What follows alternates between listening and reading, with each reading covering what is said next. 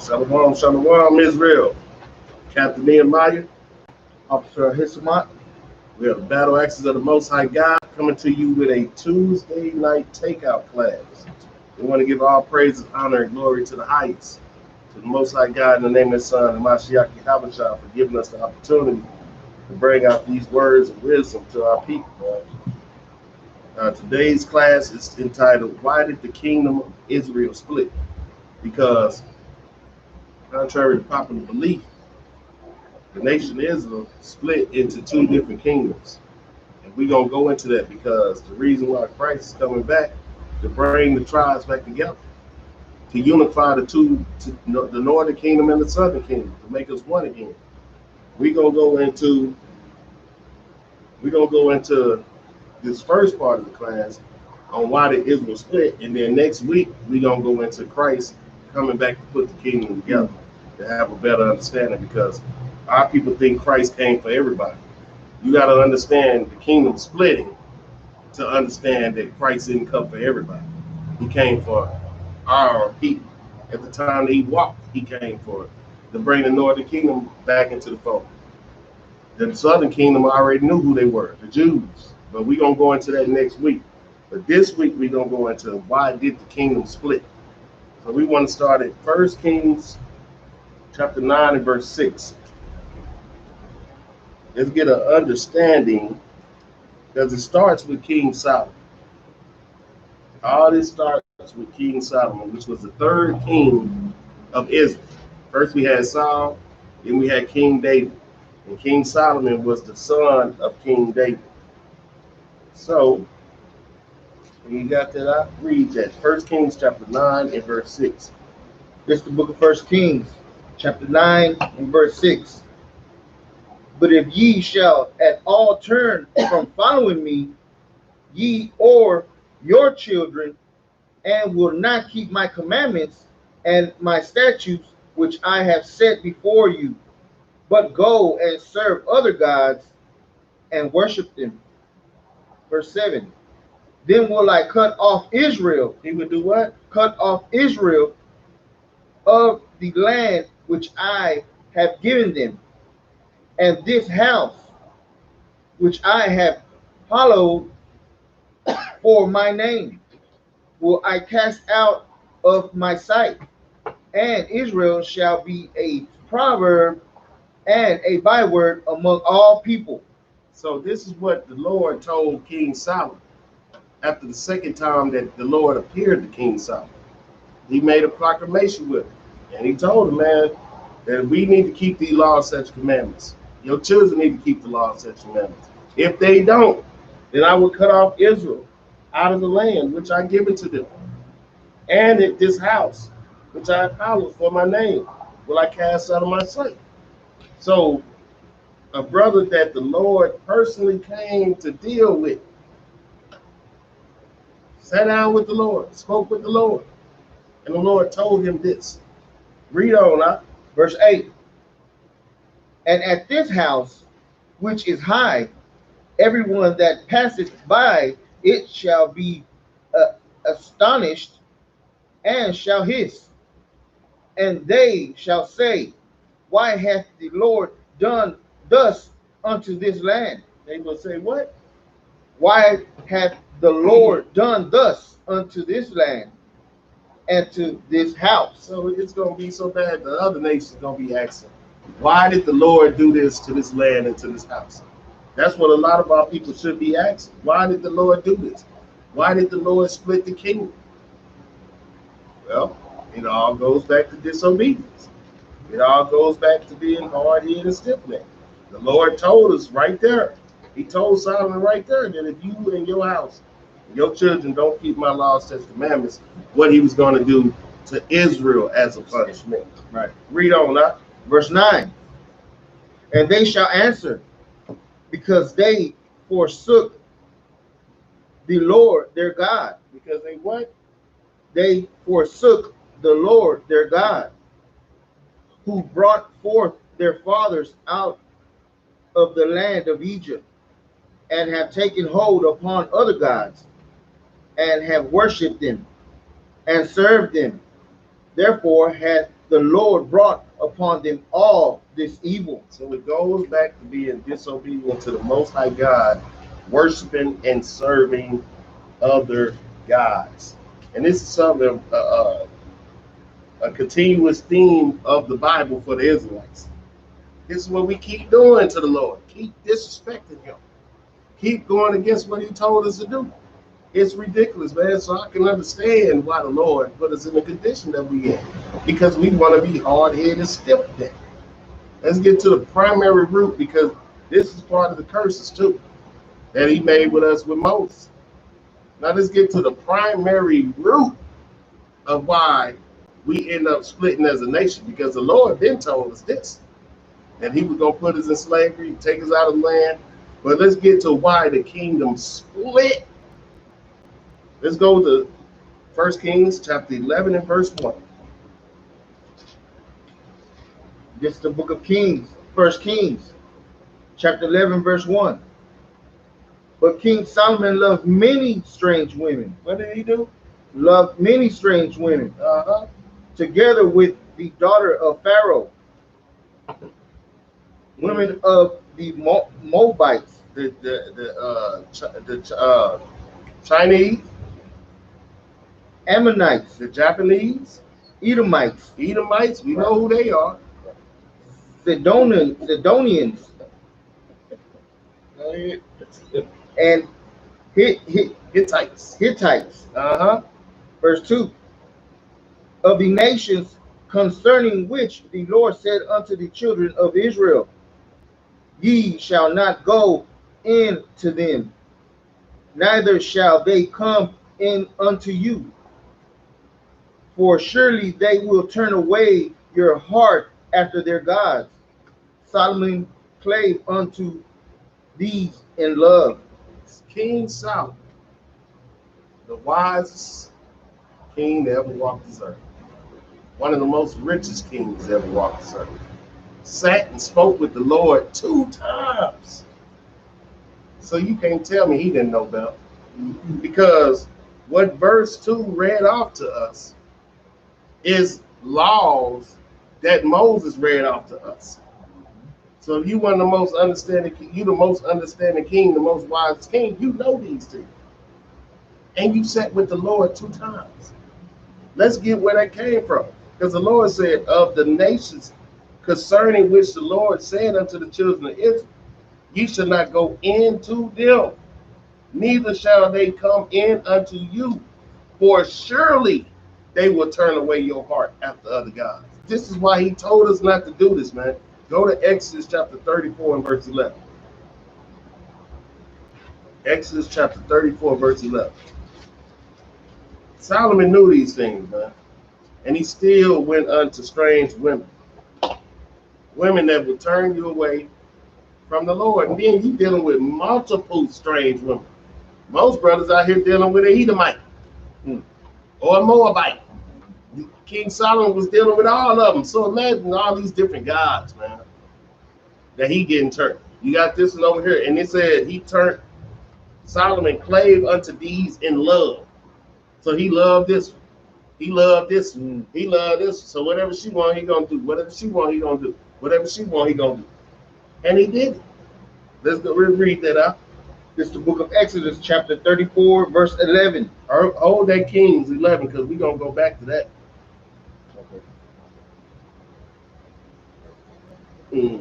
Verse 11. Observe thou that which I command thee this day. Behold, I drive out before thee the Amorite and the Canaanite and the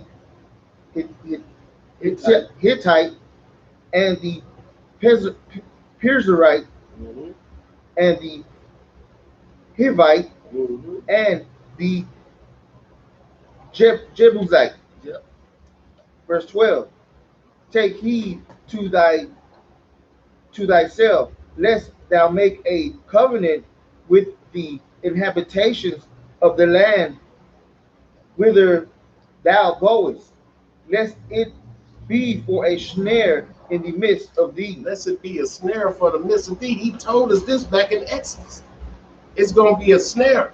And if you know history, when we was conquering our lands, some people the Lord left there just to test us, just to see if we were going to fall for the bait or we were going to stay loyal. Read on. Verse 13.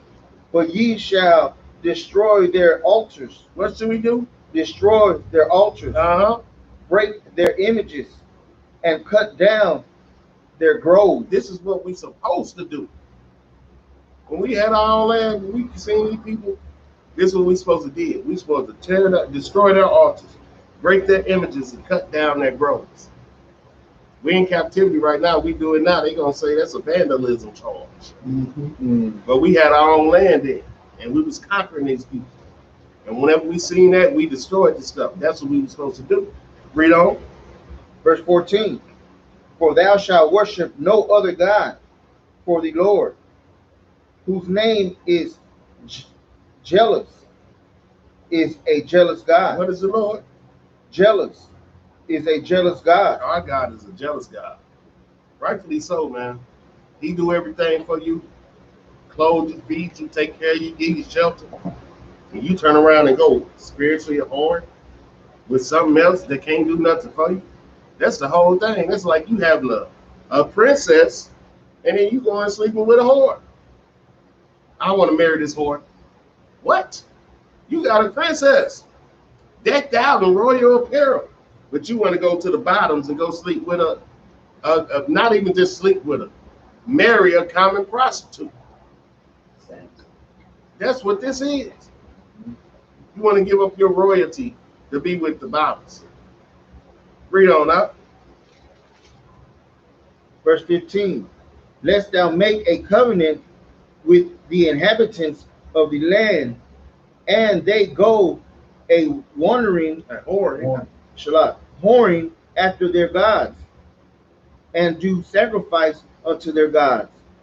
And one call thee, and thou eat of his sacrifice. Because that's what King Solomon ended up doing. As if he the wisest man on the planet, and you ain't gonna listen to what the Lord told us to do, man. Because he fell into that lust. That's why the Lord told us don't lust. Lust leads to sin. You know what I'm saying? Finish reading it out, huh? Verse 16. And thou take of their daughters unto thy sons, and their daughters go a whoring after their gods. What they gonna do? And they go a whoring after their gods, and make thy sons go a whoring after their gods.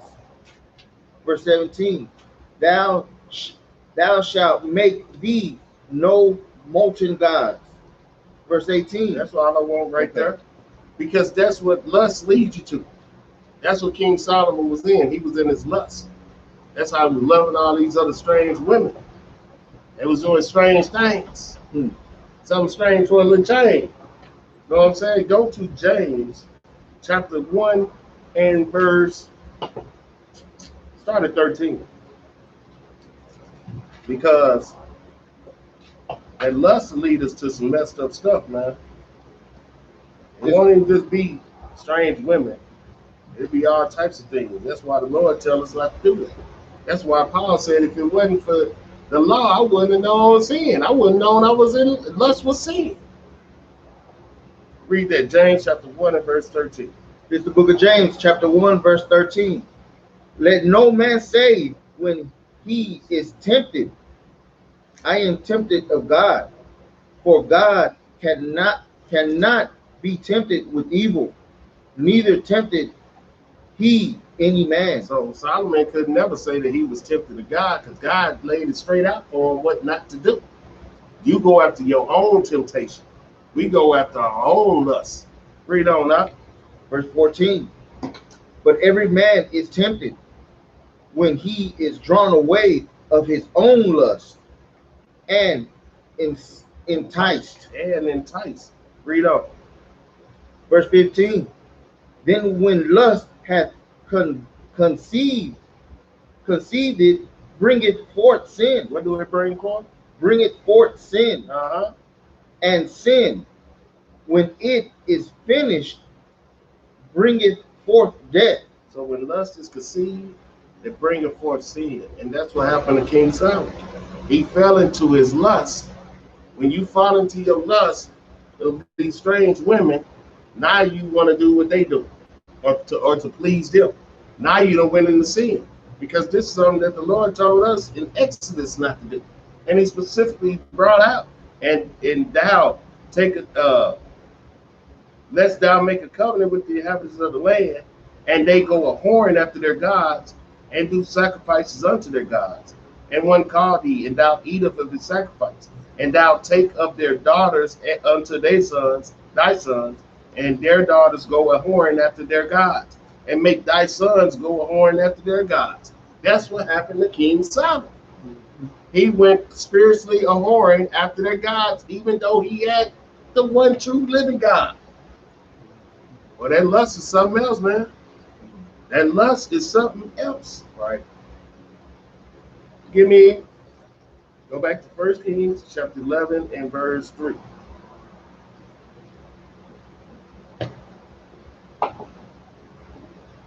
book of 1 Kings, chapter 11, verse 3.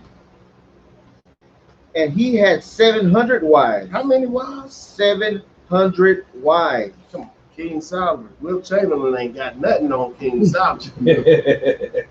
King Solomon has 700 wives. Read on. Princesses. And princesses. And 300 concubines. 300 concubines. That's 1,000 women right there. Read on. And his wives turned away his heart. And they did what? Turned away his heart. Just like the Lord said was going to happen. By us dealing with these other strange women. We're going to fall into our lust. And we're going to go into sin. And they turn away his heart. First of all, it's different if you got one woman. One woman. 1,000. Let's see what the Bible says. Let's see what Solomon said about one woman. Go to Ecclesiastes chapter 7 and verse 29. And he had 1,000 men. Oh, I tell you.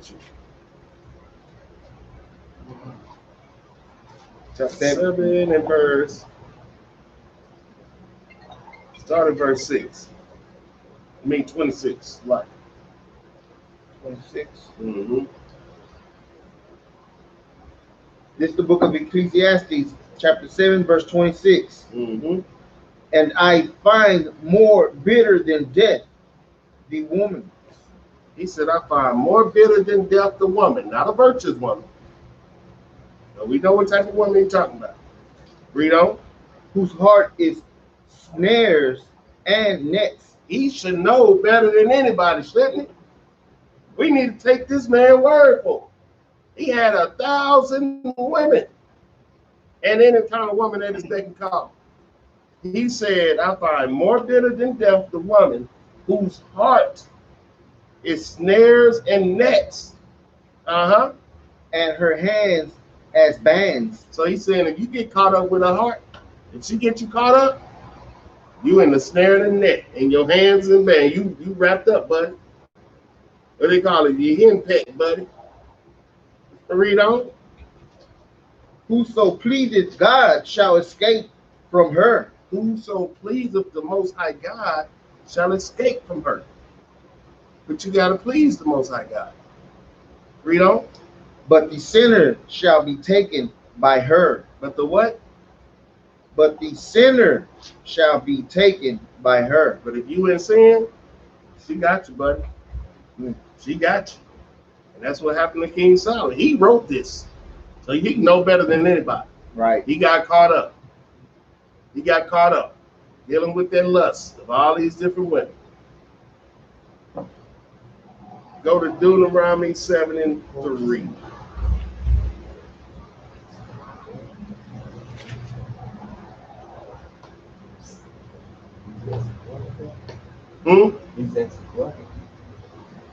Ecclesiastes 7 and 26.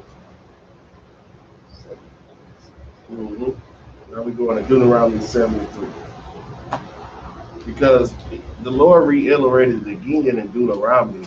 The same thing he said in Exodus. 7:3. Read that out.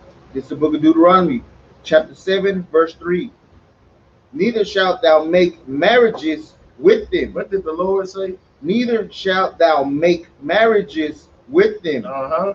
Thy daughter thou shalt not give unto his son, nor his daughter shalt thou take unto thy son. Mm-hmm. Verse 4. For they will turn away thy son from following me. For they will turn away thy son from following me. That happened to the wisest. So if it happened to the wisest king, they ever walked this earth, what you think it happened to the normal Jacob? And the wisest king knew this. He spoke with the Lord 2 times. And he still went a horn. Read on. That they may serve other gods. That they may do what? That they may serve other gods. Mm-hmm.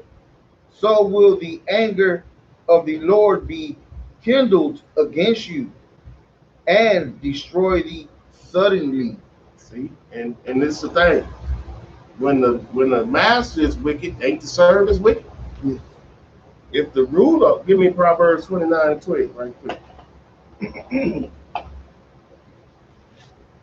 This is why the Lord spoke to Solomon. This is why the leader has to be in order. Because if the leader ain't in order, the subjects is going to get out of order. The leader is the one that's supposed to keep order. The Lord gave him his judgments and statutes and ordinances, laws and commandments to keep things in order. He didn't give it to him for him to get out of order. Right. And if you notice, boy, after King Solomon, it wasn't very few good kings in Israel after that. Very few. The majority of them was wicked on both sides. Read that out. Book of Proverbs, chapter 29, verse 12. If a ruler hearken to lies, all his servants are wicked. Read that again. Verse 12. If a ruler hearken to lies, all his servants are wicked. So what King Solomon was doing was setting the tone for the rest of Israel. The rest of the rest of Israel to be wicked. That's all he did. By the leader hearkening the lies of these false gods and false deities, that was going to lead the people into it too. Now let's go back to Kings 11:4.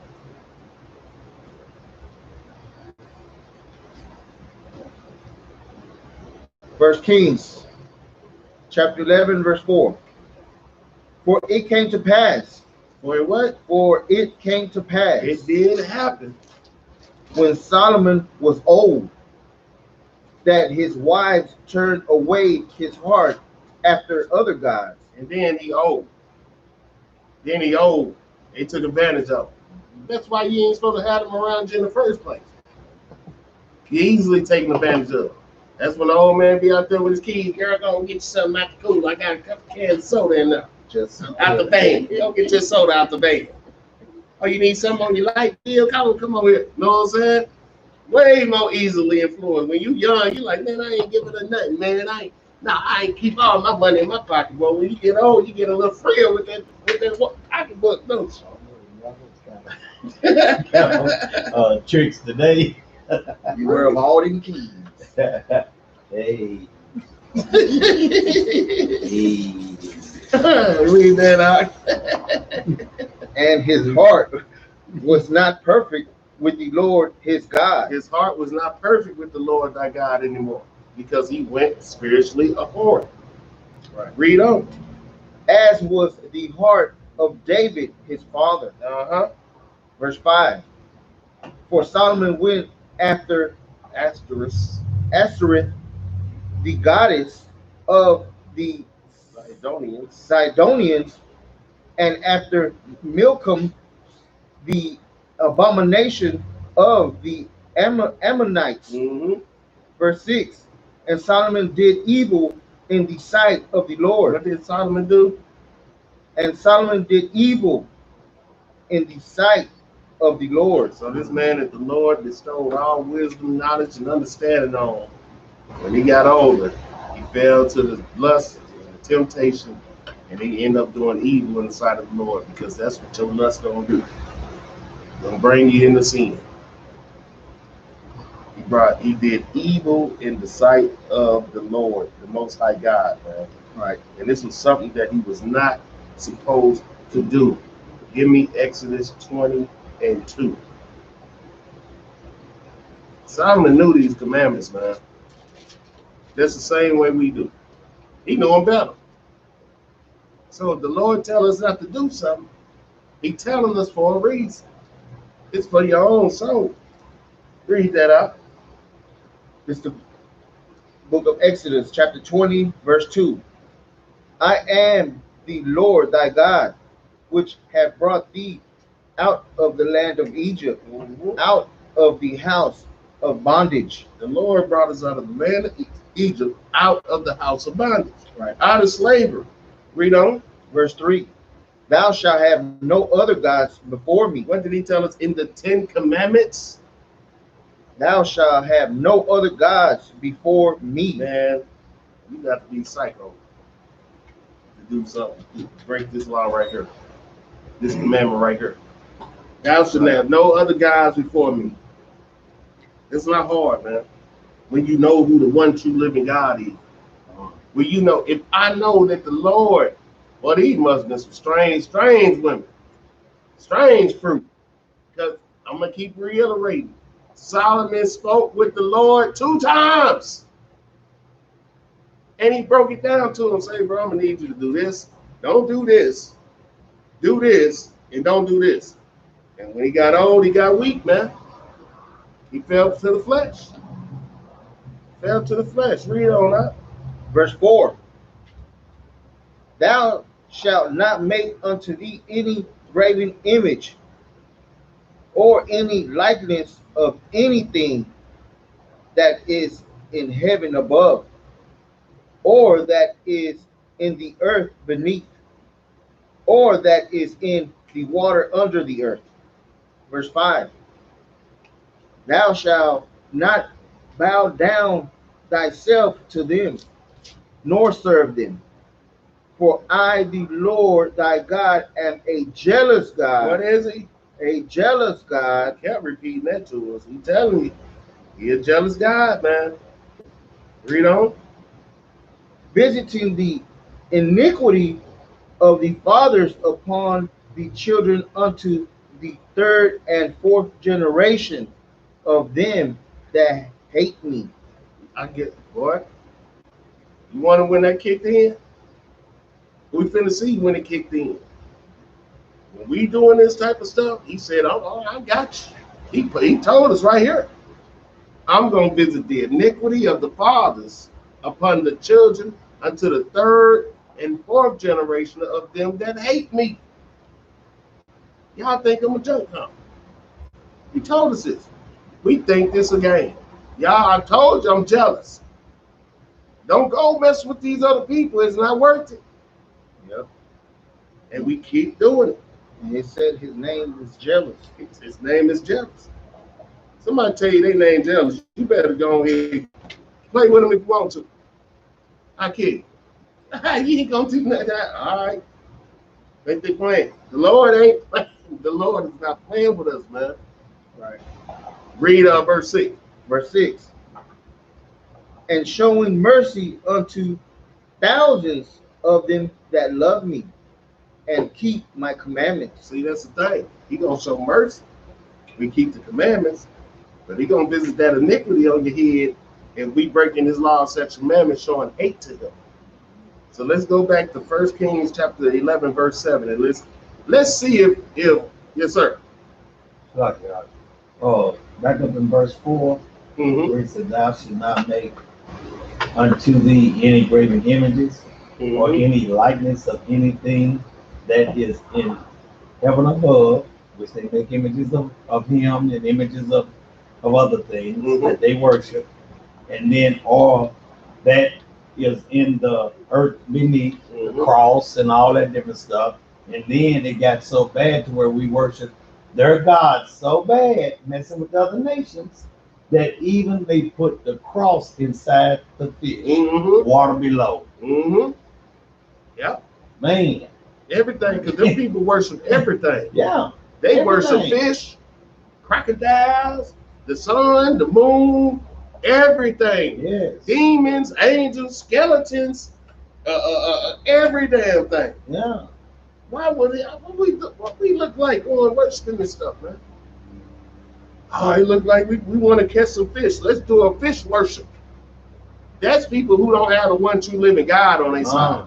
Why do you think he started off with saying in verse 2, I am the Lord thy God, which have brought thee out of the land of Egypt, out of the house of bondage. Then he said, thou shalt have no other gods before me. I'm reminding you what I did for you. Don't have no other gods before me, because remember when you was in that hard bondage, nothing saved you. Remember when you was over here building the White House and nothing saved you? See, our people think, oh, God is forsaking you. What kind of God is forsaking you? The one that you showing hate to. The one that you're disrespecting. That's the one who's going to leave you forsaken, so that you can say, Lord, Lord, please, I'm sorry.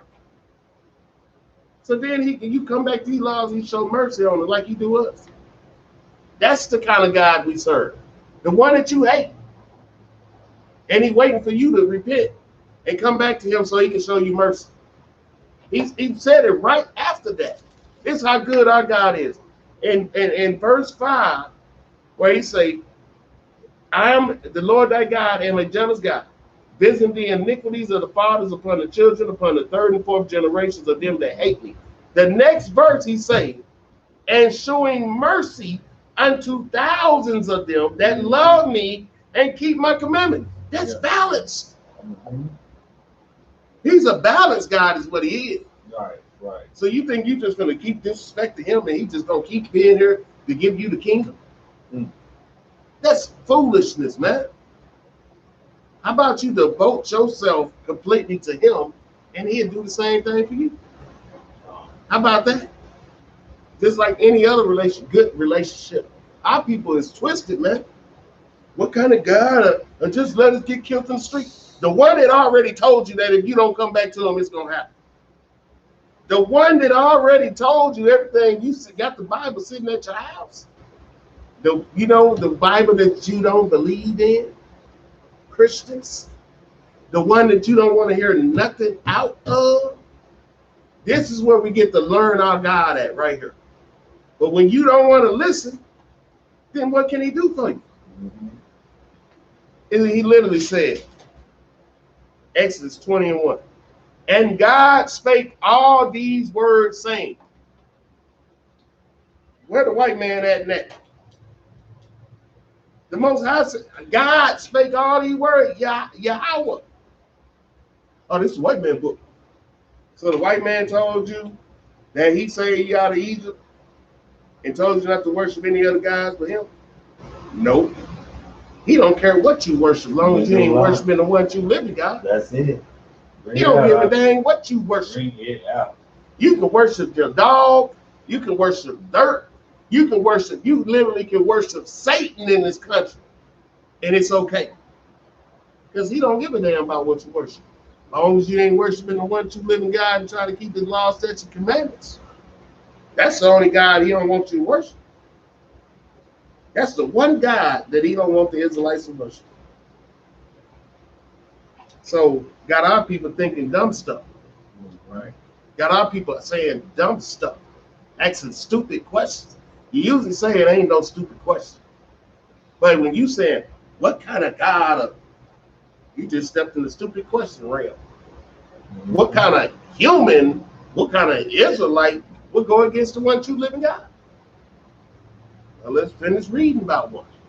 Yes, sir. Yes. Can you, on Exodus chapter 20, verse 5, can you break that down about the third and fourth generation?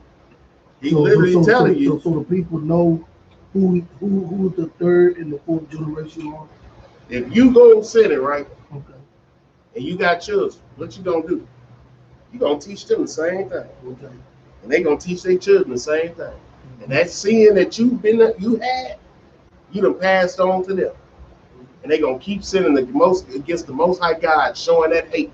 So he gonna keep visiting that iniquity on them because you started. Because it got to start somewhere. That's right. Because if our fathers went through the Red Sea and they witnessed the Most High God bringing us out of Egypt, and Moses giving us the law, statutes, commandments, and then we start keeping them, and then after Caleb died, the whole elders of that generation died, and right after that, somebody started sinning. And then they taught their children to sin. And then they taught their children to sin. Then we got a perpetual cycle till he sent somebody to come save us because we went into captivity. Then we'll start all over. And we'll start keeping the laws again. And then we'll keep them. Then once that generation died off, somebody started sinning again, and we got right back at it again. So he said, oh, you gonna keep doing it? Captivity. That's visiting the iniquities of the fathers upon the children. Because I'm gonna keep sending you into captivity. You would have thought it would have never happened again after the house of what was it name? Was it Naaman? Was it Naaman who stole all the stuff and hid it up under his tent? And the Most High kept doing Joshua and the Most High told Joshua to kill all everybody he stole the stuff and he told him not to take none of the stuff. Yeah. And he stole it. But we hard-headed. We hard-headed, man. We hard-headed and stiff-necked. That's why it don't take nothing but one generation to fall off. That's why we were keeping the laws. Then that generation died. I ain't finna do what my daddy did. I'm finna go ahead and date this white woman. Now you training your son to date the white woman. And he gonna train his son to date the white woman. Right. And then the Lord said, oh, y'all want to do captivity. That's why it wasn't just 7 major captivities. It was 7 minor captivities in there too. Because we keep disrespecting the Most High. Right. So it got to start with one father. That's right. That's going to teach the children to sin. That's why we combating back at it now. Now we the judges of the earth, coming back to fight back again. Just like he sent the judges before. Just like he sent the prophets. Every time he sent people to come correct the situation that we in. Because we keep doing it. Back to this. It's over after that. Because you know who he's sending next. You know who he sent in the last time. The destroyer. So this our time to get it right. That's right. Bring it out. And the sin and iniquity on our 3rd and 4th generation. We've been in slavery since 1419. They've been messing with us again. We was in chattel slavery for 250 years. The blacks, so-called blacks. We still really in slavery because we can't do nothing to go nowhere. But he loosened the yoke from around our neck. Because we want to keep, so now, okay, I'll let y'all out. What y'all gonna do? Right back at it. But this time he woke us up again. That's how we know what we doing is right. It's the same thing that's been happening in the Bible. Every single time. We may not be physically Elijah or physically Isaiah, but we are representations of that. Because those prophets, it was other Israelites. He always kept a remnant. They're just the most popular ones. But it was always a remnant. And right now, we part of that remnant. To try to wake our people up again. In Isaiah 58 and 1 of them, and crying aloud, sparing not. Ain't that the same thing Isaiah was doing? We're trying to tell them, all right, the Lord is not playing with us. So we watching this stuff go down. People getting killed on a daily basis. Matter of fact, I'm gonna plug this in before we move on. Because I'm gonna do a class on this. This brother who was black, who was Blue Lives Matter and a Trump supporter, going against his own people, but on the other side, ended up getting killed by a cop. Oh, you thought they weren't gonna touch you? Hallelujah. He thought that they weren't gonna touch him because he loved the police. He loved Trump. No, brother. Envy thou not the oppressor, brother. They gonna shoot you and find themselves not guilty, brother. Why? Because it was already prophesied. That brother was definitely breaking the laws of the Most High God. And he said he had a white woman addiction because he was raised with some white people. And he said, thanks to them, I got the country in me and I got a white woman addiction. Well, they took care of that for you because what we talking about right here, right? And they say we're going to lead to death. Mm-hmm. Let's go to 1 Kings chapter 11 and verse 7. This ain't no joke. Most High ain't playing with us, man. See, it's easy to downplay stuff when it ain't happening to you. It's easy to be like, man, I ain't worried about these police shootings because it's not happening to you till it happens to you. See, when you really in the light and you in the truth, it don't have to happen to you per se for you to feel that same pain, for you to understand why it's occurring. When your eyes is open and you see, the Lord had already spoke this. 1 Kings chapter 11 and verse 7. This is the book of 1 Kings chapter 11, verse 7. Let's see if King Solomon kept that Deuteronomy 7 and 3. Verse 7. Or that Exodus 20. Matter of fact, that Exodus 20 and 2 through 6. Read that. Then did Solomon build an high place for Chemosh, the abomination of Moab, Mm-hmm. in the hill that is before Jerusalem, and for Molech, the abomination of the children of Ammon. So the Lord told him not to deal with these dang old Ammonites, these Moabites, these Edomites. Matter of fact, it ain't even named. The Edomites so throwed out, they ain't just got one particular. They was doing paganism. They got 100 different things on God. Zeus, Hades, and all this different stuff. You can't even pinpoint them. They so all over the place. They come take your God in a minute. That's how throwed out the Edomites on. They will come into your territory and take your gods. They did it to the Egyptians. They did it to the Babylonians. Took all their gods and renamed them. But for these people, Asherus, he got that for the Zidonians. Malcolm, the abomination of the Ammonites. He did Chemosh, the abomination of the Moabites, Moloch, all these names. We still hear a lot of them today. Why is that? They still worshiping these gods. Moloch. They still worshiping Moloch. Asherus. They got our people worship Asherus, the queen of so-called heaven. The wife of Belial. They still worshiping her for Easter. These gods, they worshiping is still getting worshipped today. And it said, an abomination of the children of Ammon, because he broke Exodus 20 and 2, and 3 and 4, 5 and 6. He was all over the place. I'm gonna be a Jew, one for your God, you one for your God, you one for your God, you brother. Go to 1 Kings chapter 3 and verse 5. Matter of fact, no, keep reading. My bad. So like, keep reading. Verse 8. And likewise did he for all his strange wives. No, for some of them. For all his strange wives, Mm-hmm. which burnt incense and sacrificed unto their gods. Mm-hmm. Verse 9. And the Lord was angry with Solomon, because his heart was turned from the Lord God of Israel. Is what? Turned from the Lord God of Israel. Because Solomon did exactly what the Lord told him not to do.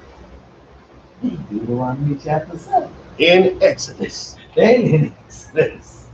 And in Kings. When he sat down with him, he told him, you and your children y'all need to keep these laws, statutes, commandments.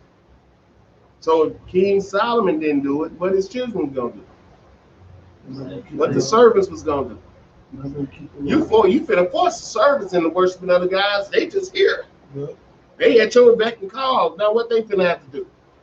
And then what the people in the country got to do. That's why I say if If the master hearken unto lies, the servants is wicked. That's what King Solomon ended up doing to us. Love him to death. Love him to death. But this is the truth. This is what happened. Read on up. Which had appeared unto him twice. Verse 10. And had commanded him concerning this thing, that he should not go after other gods. Commanded him not to go after other gods. But he kept not that which the Lord commanded. Verse 11. Oh, right there. Okay. Go to 1 Kings chapter 3, verse 5, because he said the Lord spoke to him twice. That is the other God. I can guess. Isn't crazy? Twice he talked to the Lord. Twice he talked to the Lord. Let's get the first time. Read that out. Book of 1 Kings, chapter 3, verse 5. In Gibeon, the Lord appeared to Solomon in a dream by night, and God said, ask what I shall give thee. Read up. Verse 6. And Solomon said, thou hast showed unto thy servant David, my father, great mercy, according as he walked before thee in truth, and in righteousness, and in uprightness of heart with thee. And thou hast kept for him this great kindness, that thou hast given him a son to sit on his throne, Verse 11. as it is this day. Verse 11. Verse 11. And God said unto him, because thou hast asked this thing, and hast not asked for thyself long life. Because King Solomon, in verse, if you read up a little bit, in verse 8 and 9, he asked for understanding heart to judge his people. That's the law, statutes, and commandments. He wanted knowledge, wisdom, and understanding of the law, statutes, and commandments to be able to judge his people righteously. And that pleased the Most High God. Read, start at 11 again, huh? Verse 11.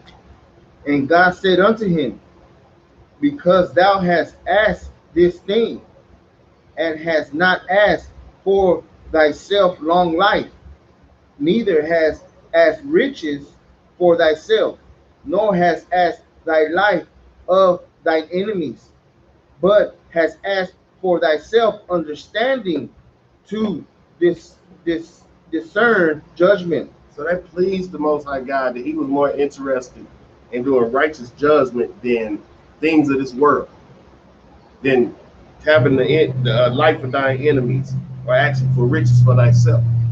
So the Most High was happy with that thing. Read on up. Verse 12. Behold, I have done according to thy words. Lo, I have given thee a wise and an understanding heart. The Lord gave him a wise and understanding heart, wise and understanding mind. Read on. So that there was none like thee before thee, neither after thee shall any arise like unto thee. Read on up. Verse 13. And I have also given thee that which thou hast not asked, both riches and honor, so that there shall not be any among the kings like unto thee all thy days. So the Lord made him like no other, man. Made him more special than anybody, man. And then he knew better. That's all I can say. You get a wise and understanding heart from the Most High God, you know better. Read on that. What he had to do. Verse 14. And if thou wilt walk in my ways, to keep my statutes and my commandments, as thy father David did walk, then I will lengthen thy days. Verse 15. Right there, that's it. Okay. So that's what the Lord told him. If thou walk in my ways and keep my statutes and my commandments, as thy father David did, then I will lengthen thy days. So he told him what he needed to do, man. After he gave him his knowledge, wisdom, and understanding.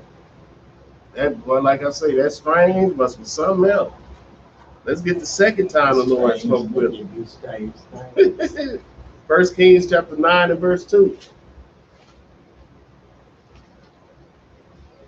This is the second time that the Most High spoke with King Solomon.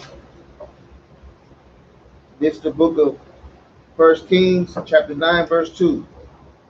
That thy Lord appeared to Solomon the second time, as he had appeared unto him at Gibeon.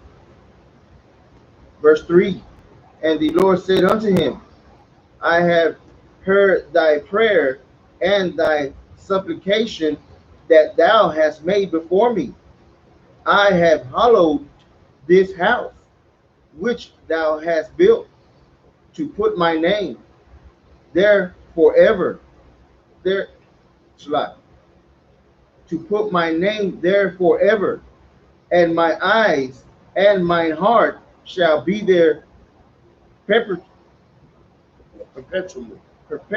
continuously. So the Lord said, I hallowed this house, because Solomon built a house for the Most High God. He built a temple for the Most High God. The Lord said, I hallowed this house. You know, he said, I'm going to step up in this thing, man. I mess with you like that. Because David's hands was too bloody to build a temple for the Most High. So he put it on his son. And he said, I'm going to deal with you, Solomon. You know what I'm saying? Gave him the specifications to build it, and Solomon made that thing happen. So he said, to put my name there forever, and mine eyes and mine heart shall be there continuously. Read up. Verse 4. And if thou wilt walk before me, as David thy father walked in integrity of heart and in uprightness, to do according to all that I have commanded thee, and will keep my statutes and my judgments, then I will establish the throne of thy kingdom upon Israel forever. How long? Forever. As I promised to David thy father, saying, there shall not fail thee a man upon the throne of Israel. So this was leaning up on pertaining to the whole throne of Israel. That it was going to reign forever, man. We lost forever again. We lost it with Adam and Eve. We lost forever again right here. Because we should be reigning right now. He said, if you walk with integrity of heart and in uprightness, to do according to all that I have commanded you, and will keep my statutes and judgments. This is what he told King Solomon. Then he said, I will establish the throne of thy kingdom upon Israel forever. We should be in rulership right now. Woo. So when he say he gonna visit the iniquity of the fathers upon the children until they third and fourth generation. When did our fathers stop sinning? So even though we didn't do it, somebody before us did it. And if we did it right now, then our children down the line will pay for it. Because of this right here is one reason why we ain't in rulership right now. Because if the leader hearken to lies, then the servants will be wicked. And he set this thing up right here with Solomon.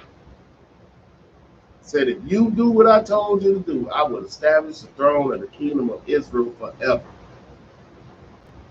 As I promised to David thy father, saying, there should not fail thee a man upon the throne of Israel. Meaning, anybody who's going to be on this throne of Israel was not going to fail.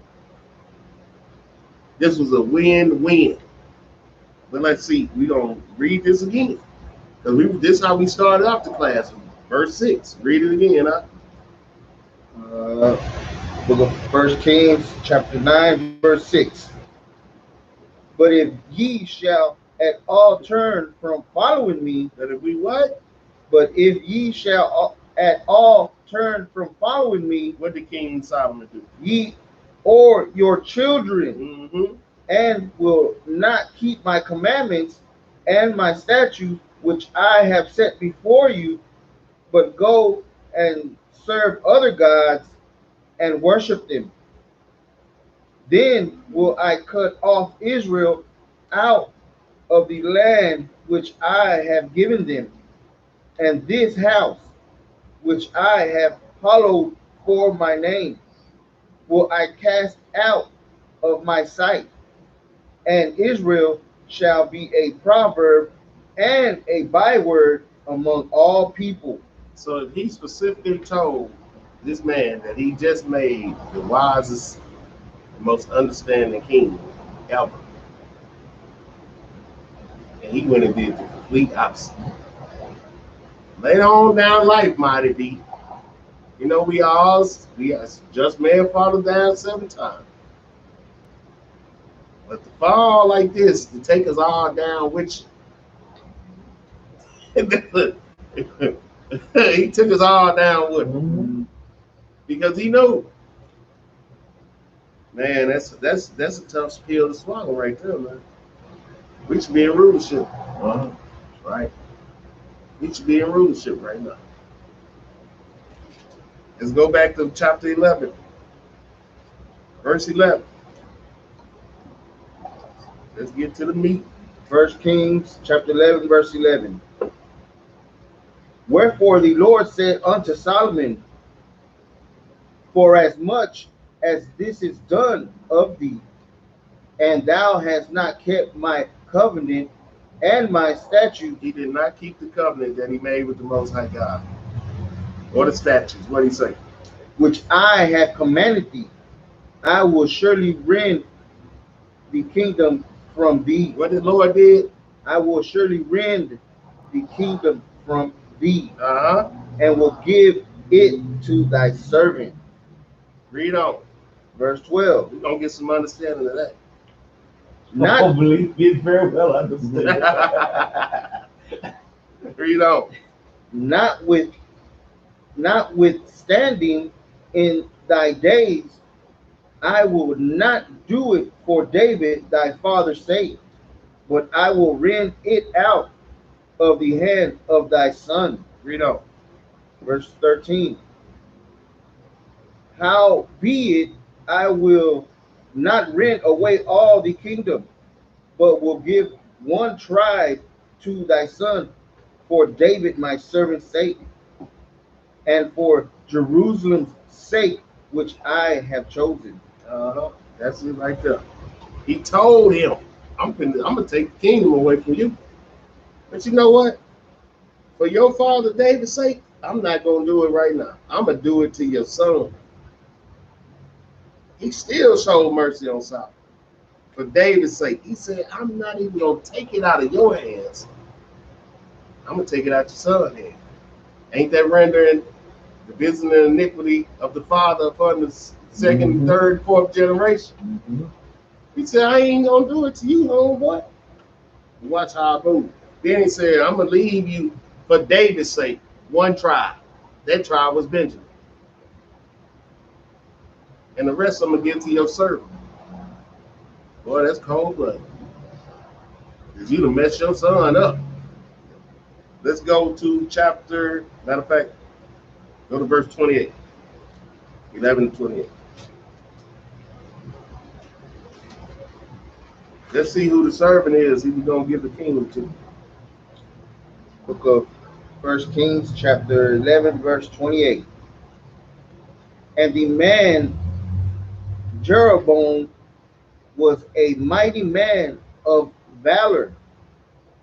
And Solomon, seeing the young man that he was industrious, he made him ruler over all the charge of the house of Joseph.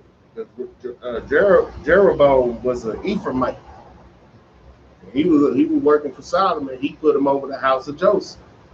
Read on. Verse 29. And it came to pass at that time, when Jeroboam went out of Jerusalem, that the prophet Ahijah,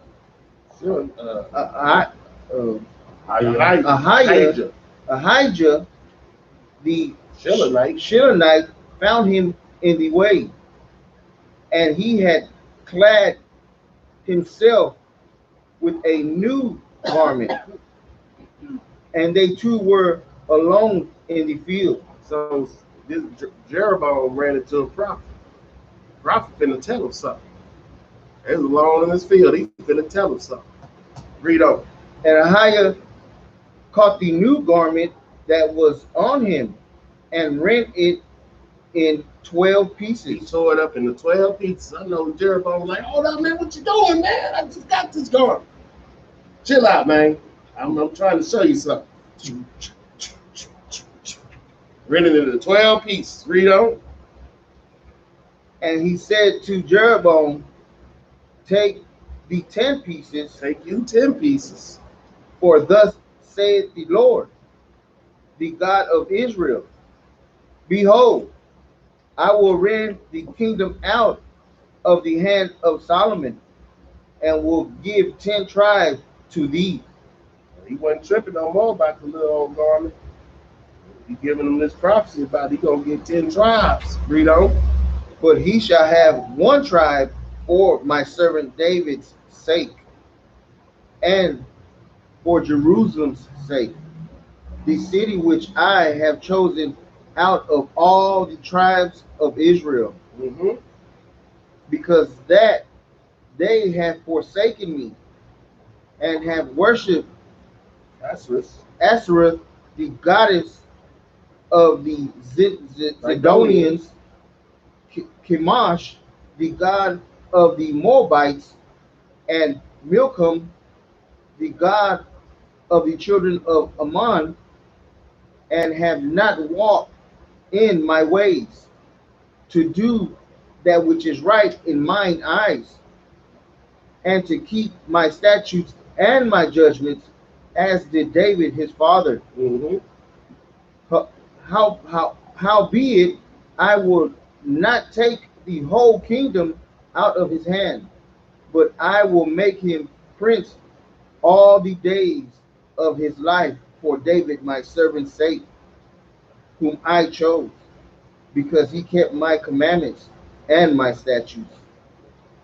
But I will take the kingdom out of his son's hand, and will give it unto thee, even 10 tribes.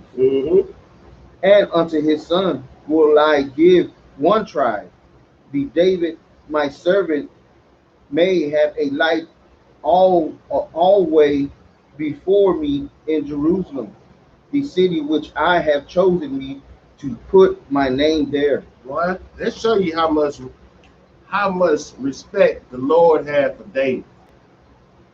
He didn't do a few things to Solomon on the strength of David. So the same way that he visited iniquities of the fathers on his children, he also showed mercy too. Because he showed mercy. He could have just ripped the whole kingdom out of his hand and gave it to somebody else like he did to Saul. And ripped his neck out his throat. Yep. Had him killed. Remember what happened to Saul when he disobeyed the Lord. The Lord could have easily done that. But for David's sake, his father, he kept reminding him, for your father's sake, David, who did what I told him to do. He made sure he knew that. For your father's sake, David, my servant, who did what I told him to do. Boy, I'm gonna let you make it. What for your daddy, boy? What? I'm gonna let him be prince all the days of his life. Let's jump over to chapter 12. We're gonna read on down to 22. Because this when the actual split happened. This was the prophecy to Jeroboam that it was gonna happen. And Jeroboam ended up running to Egypt to go hiding from Solomon. And then after that, Solomon had died and his son had took over. So That was his son name. Rehoboam. Okay. So you had Jeroboam and Rehoboam. Okay. 12 and 1. Yeah. The book of 1 Kings, chapter 12, verse 1. And Rehoboam went to Shechem, for all Israel were come to Shechem to make him king. And it came to pass, when Jeroboam, the son of Nebat, who was yet in Egypt, heard of it, for he was fled from the presence of King Solomon, and Jeroboam dwelt in Egypt, that they sent and called him, and Jeroboam and all the congregation of Israel came and spake unto Rehoboam, saying, Thy father made our yoke grievous. Now therefore make thou the grievous service of thy father, and his heavy yoke which he put upon us lighter, and we will serve thee. So when it came time for Rehoboam to become king, the servants of the northern kingdom was telling them, say, man, can you take this yoke, make this yoke a little lighter around our neck? Because your father made it heavy on us, man. Can you just make it a little lighter? So I'm going to read this part right here. I'm going to read 6 through 10, and you're going to pick back up. So they asked him, can you make it a little bit lighter for us? But see, remember, the Lord already made a prophecy that was going to happen. He already ordained this. So no matter what Rehoboam was going to do, you can't change what the Lord said in motion. So verse 5, and he said unto them, depart yet for 3 days, then come again to me. And the people departed. And King Rehoboam consulted with the old man that stood before Solomon his father while he yet lived, and said, how do ye advise that I may answer the people? So he asked the elders, what you think I should do? These are the same elders that sat with his father. And they spake unto them, saying, if thou wilt be a servant unto this people this day, and will serve them, and answer them, and speak good words to them, then they will be thy servants forever. So they gave him great counsel. They gave him great counsel on what to do. But remember, the Lord already spoke this thing. They said, verse 8, but he forsake the counsel of the old men, which they had given him, and consulted with the young men that were grown up with him, and withstood before him. And he said unto them, what counsel give ye that we may answer this people, who have spoken to me, saying, make the yoke which thy father did put upon us lighter?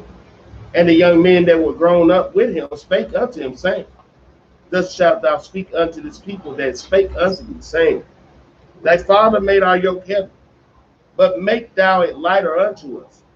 Thus shalt thou say unto them, my little finger shall be thicker than my father's loins. And now, whereas my father did lade you with a heavy yoke, I will add to your yoke. My father has chastised you with whips, but I will chastise you with scorpions. Man, what kind of answer is that to give the people? They already looking at you crazy because you're dad. You can come change this thing around. But what did he do? He took the counsel of the young men. Why? Because this was already ordained to happen. If the Lord spoke it, ain't nothing you can do. He'll send that spirit down here to change your heart. You can have all the intentions, just like he hardened Pharaoh's heart. He hardened Rehoboam's heart. That's what he did. He hardened his heart to listen to them youngsters that grew up with him, because it don't make no sense. This is your own people. Why would you make the burden harder? Why would you make the yoke heavier? Because the Most High made them do it. Read on now. Verse 12. Verse 12. So Jeroboam and all the people came to Rehoboam the 3rd day, as the king had appointed, saying, come to me again the 3rd day. So see, this time, Jeroboam came with the people the 3rd day. Read on. Verse 13. And the king answered the people roughly, and forsook the old man's counsel that they gave him, and spake to them after the counsel of the young men, saying, my father made your yoke heavy, and I will add to your yoke. My father also chastised you with whips, but I will chastise you with scorpions.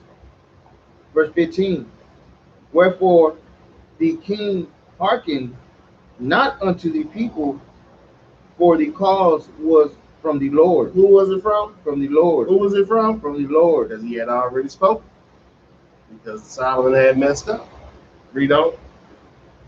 That he might perform his saying, which the Lord spake by Ahijah the Shilonite unto Jerubbaal the son of Nebat. So when all Israel saw the king hearken not unto them, the people answered the king, saying, what portion have we in David? So the other 10 tribes saying, what portion we got with David?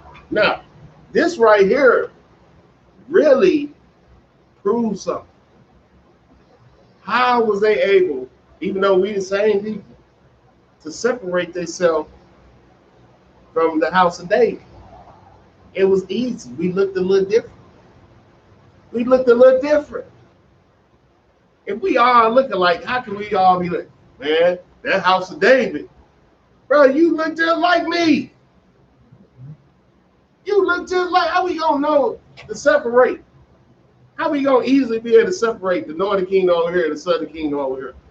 It gotta be some kind of difference. Gotta be some kind of difference. Because if not, it'll be just like in the days of Germany, right? You got British people looking like Germans. You got Polish people looking like Germans. You can easily integrate that. You can easily put yourself in the midst of that.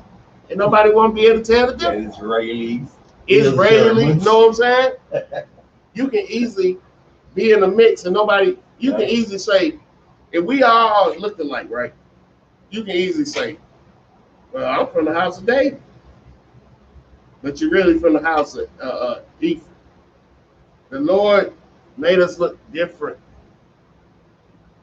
And you can see that we look similar, but it's still a difference. So he said, what part of do we have to do with David? What part do we have to do with David? They messing us around. Read on up. Neither have we inheritance in the son of Jesse. To your tents, O Israel, now see to thine own house, David. So Israel departed unto their tents. And this just brings me back, when I do this class next week, to when Christ went to the well and was talking to the woman. Mm-hmm. She knew that they was different. If we looked exactly alike, how do I know we different? Other than I'm living over here, you living over here. And she said, what dealings do y'all have to do with us? If we look exactly alike, I can easily go over here where the Jews at and blend in. I can easily infiltrate and act like I'm a Jew. But me and this brother look different. So he can easily be like, man, what dealing I got to do with David? I'm finna go over here. We taking our tents over here. And we can clearly see, yeah, that's Northern Kingdom right there. It may be some Northern Kingdom up in there that look just like us. But that's Northern Kingdom right there. That's Southern Kingdom right there. What you did in Atlanta. It's like that Northern Kingdom? Yeah. He said that's Northern Kingdom right there. That's Northern Kingdom right there. I thought she was India. I said that's Northern Kingdom. He said Northern Kingdom. Sure enough she was. So this make all the sense in the world if you in the right mind frame. If we all Negroes, how the Jews don't know the difference? How the Jews know the difference between the Northern Kingdom? Call them uncircumcised. Because if we looked exactly alike, I can act like I'm circumcised. Ain't nobody just pulling your pants down. I can act like I'm a Jew, and I can go right back over here to Galilee and do my little thing, and then bounce back over here to Jerusalem. You can't, it ain't that easily done when you look like the Northern Kingdom and I look like the Southern Kingdom. He can't easily infiltrate the Jews when you look like the northern kingdom. You know what I'm saying? Because when Paul was going around talking to the other people of our nation that was scattered abroad, if he was sitting with a brother that looked just like him, how somebody gonna say, "Oh, he over there talking to a Gentile"? That brother can easily put on some fringes in it, just like that. Right. It's clear as day. You can't hide if you look different amongst somebody. It's clear as day. If we got the barrios, or in California, right? The Mexicans got their part, the blacks got their part. The Mexicans can't infiltrate over there where the blacks live at, and the blacks can't infiltrate where the Mexicans live at. Even though they act in exactly the same place. Mm-hmm. If we all looked exactly alike, hell, even the Jamaicans don't look just like us. You can tell a Haitian a mile away. Now, they some look like us, but you can, that's a Haitian right there, man. And it's the same with the Northern Kingdom. You think they can't tell the difference amongst them? Call a Puerto Rican a Mexican and call a Mexican a Puerto Rican and see what happens. But to the outside world, some of them look alike. Oh, that's Mexican. Man, don't call me no Mexican no more. I'm Puerto Rican. Then don't call me no Puerto Rican no more. I'm Mexican. Don't call a Dominican. You know what I'm saying? Or even throw in the gag, don't. Yeah. You know, gag. don't like to be called Gag. gag. And so-called Mexican. It's a car and gag. Yeah. They look similar, but you still can see a difference. Yeah. That's a perfect example right there amongst within the 10 tribes. Yeah. Right. And in the southern tribes, Jamaicans, Benjamites, and Judites look similar, but they don't look exactly alike. Right. So how much more was it a difference between the northern kingdom and the southern kingdom? If it's little differences amongst the southern kingdom of itself and the northern kingdom amongst themselves. So how is it all Negroes on? No. So read on up. Verse 17. But as for the children of Israel, which dwelt in the cities of Judah, Rehoboam reigned over them. Then King Rehoboam sent Adoram, who was over the tribute, and all Israel stoned him with stones, that he died. Boy, he said somebody go get their tributes. Boy, he got stoned to death. The northern kingdom stoned him because he came to get their tribute. But now they rebelled. So Solomon sent him. Solomon sent him, right? Solomon's son sent him. Okay. Because Solomon was dead. Read on. Therefore, King Rehoboam made speed to get him up to his chariot to flee to Jerusalem. So Israel rebelled against the house of David unto this day. Ain't that still happening to this day? We're still rebelling against the house of David until this day. We still beefing. Right. We still beefing from this right here. This is why we split.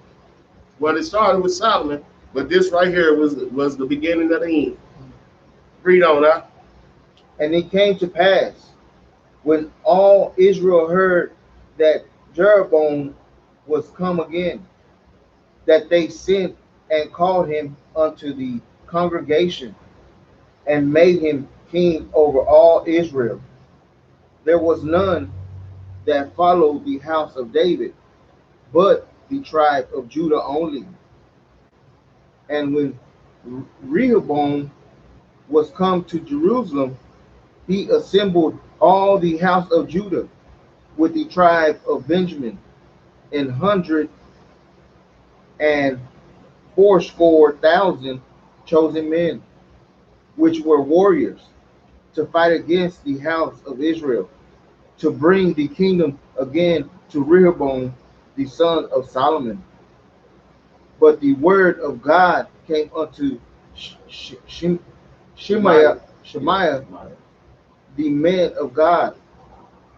of God, saying, speak unto Rehoboam, the son of Solomon, king of Judah, and unto all the house of Judah and Benjamin, and to the remnant of the people, saying, thus saith the Lord, ye shall not go up nor fight against your brethren, the children of Israel. Return every man to his house, for this thing is from me. They hearken therefore to the word of the Lord, and return to depart according to the word of the Lord. Because the Lord wasn't going to let them fight, because he don't want to ordain them to split in the first place. So he said, nah, homeboy, go on back. Yep. Y'all not already messed up. It's over. It's over. Y'all done already messed up. You and your dad. And that's how we end up split. Children, boys and girls. That's how the kingdom of Israel split. Because of hard-headedness, stiff-neckedness, lust of the flesh, the eyes, and the heart. One of our most esteemed kings, King Solomon. And instead of the Lord punishing King Solomon himself, he split the kingdom. So tune in next week when we get into the part where Christ's going to put us back together again. That's what we waiting on. But he already really doing it. Look at this right here. That's right. It's northern kingdom and southern kingdom. Right. He's already spiritually doing it. So he already working. Through the law, statutes, commandments of the Most High God, he's already working. So we got to take heed. All of these stories, matter of fact, let me get one more thing. All of these stories that we read out of this book, let's see what the Lord say about it. Let's go to Maccabees. First Maccabees. Second Maccabees. Let's go to Second Maccabees. Chapter 7. No, chapter 6. And verse 12. It's the book of 2 Maccabees, chapter 6, verse 12. Now I beseech those that read this book that they be not discouraged for these calamities, but that they judge those punishments not to be for destruction, but for a chastening of our nation. We need to read this book and understand why these things happen to us. It was for a chastising of the nation, because we want to keep going off against the Most High God, man. So all these stories is just reminding us that we need to get back right with the Most High. We need to come back and seek him even more. Go to Baruch chapter 4 and verse 28. Baruch chapter 4 and verse 28. This thing is a reminder, memorials for us, that for us in this present time not to do the things that our forefathers did. That we should hold steadfast in the faith of the Most High and represent him to the fullest. Read that out. The book of Baruch, chapter 4, verse 28. For as it was your mind to go astray from God, so being returned, seek him 10 times more. What we need to do? Seek him 10 times more. What do we need to do? Seek him 10 times more. Read out. Verse 29. For he that hath brought these plagues upon you shall bring you everlasting joy again with your salvation. So Israel, we need to be seeking the Most High God 10 times more and take heed to these lessons that's in the Bible for us. These history lessons is in here for us not to go down the same path our forefathers did. And with that, we like to say keep the law, statutes, and commandments, and we got to bring out a law, statute, and commandment. We're going to bring out one we already read. Deuteronomy 7 and 3. Matter of fact, yeah, it started 7 and 3. I should have started the first time at 1 because a lot of these, the people that King Solomon was messing with, in verse 1, the Lord literally told us not to mess with them. The Amorites, the Perizzites, the Hivites, the Jezebites. You know what I'm saying? And he went directly and messed with them. Read that out, 7:3. Deuteronomy chapter 7, verse 3. Neither shalt thou make marriages with them. Thy daughter thou shalt not give unto his son, nor his daughter shalt thou take unto thy son. For they will turn away thy son from following me, that they may serve other gods. So will the anger of the Lord be kindled against you, and destroy thee suddenly. So we need to take heed to that right now. Is a lot of our people got our children worshiping white Jesus, worshiping the white man himself. You got to stop that, man, and come back and turn back to the God Yahweh, the God of Abraham, Isaac, and Jacob, the God of Israel, man, and quit disrespecting the one true living God and come back to worship him in spirit and in truth and do these laws, statutes, commandments. That's a commandment. So we want to thank everybody for tuning in, for supporting us, for the GoFundMe's, for liking and sharing the videos. Tune in tomorrow for Wednesday class, and we got Friday class, Saturday class, Sunday first day breakdown, Monday night dine-in, and back around to Tuesday night takeout. So, Captain Nehemiah, I say shalom. Shalom. Shalom.